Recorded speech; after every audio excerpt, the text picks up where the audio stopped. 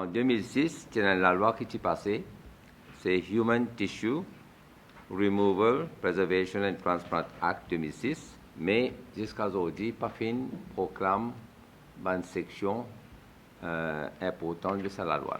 Soit nous allons de l'avant avec la loi là et nous implémentons, ou bien nous guetter qui va un contrôle additionnel nous faisons là pour nous capables de faire ce que nous pensons bien faire. Et la loi là, dans lui-même, il y en a assez de contrôle pour permettre que pendant un abus qui est sur le don d'organes, pour nous pour faire un workshop et nous pour demander la presse, les médias, toutes les personnes qui sont intéressées par ce problème-là, participent dans ce workshop-là pour donner notre point de vue. Un don d'organes, il pose naturellement plusieurs problèmes.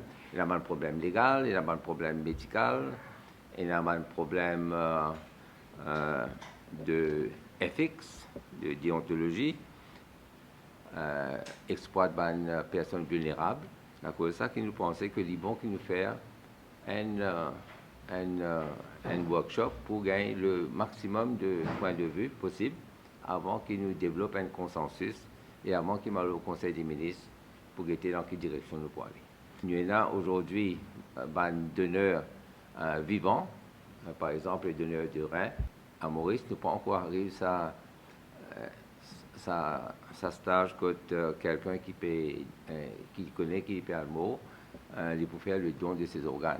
Par exemple, un problème éthique, si quelqu'un il est fumé régulièrement ou bien il est alcoolique, est-ce que ça dit que vous avez un don d'organes alors que lui-même il fait mettre dans une situation que son organe n'arrête de fonctionner. Si là un organe est capable de donner ça à un jeune ou à une personne âgée, vous donne ça qui s'en a. Mais vous avez quelqu'un qui décide dans ces circonstances-là, qui peut décider pour faire le choix. Nous avons une balise, un paramètre pour guetter dans quelles circonstances nous sommes capables de mettre en application cette loi-là sans que nous fassions des sensibilités religieuses, culturelles et un problème de déontologie, de ethics. Il y a un risque de commerce. Nous devons éviter que une personne qui est vulnérable, une personne pauvre, passe en dans une situation que tu penses que tu as une dette à payer, quelqu'un qui faisait un organe, tu prélèves un organe pour payer son dette. Alors, nous devons avoir un contrôle. Nous pouvons faire de Maurice un medical hub, mais nous parlons que nous avons un medical hub côté un commerce pour les organes. Et moi, je suis content de gagner le maximum de points de vue de tout un chacun pour qu'après, ne pas dire que nous va finir la consultation. Moi, je peux consulter la population sur un problème très sensible.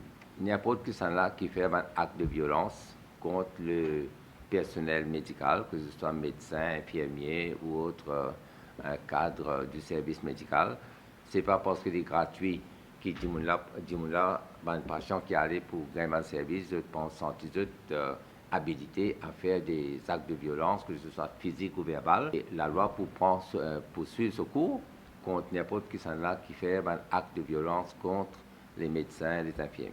En ce qui concerne ce qui est passé hier, il est bon qui me dit aussi que c'est une situation qui fait une blown out of proportion.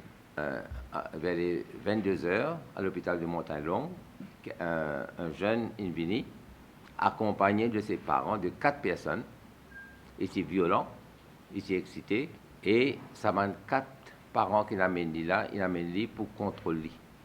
Et il y a un policier à l'extérieur. Les 4 personnes qui finiront dans la salle de consultation avec le médecin, quand ils finissent un ferry allongé sur la couchette, là, ils boivent, ils finissent lever, et quand ils lèvent, ils finissent sauver les finales.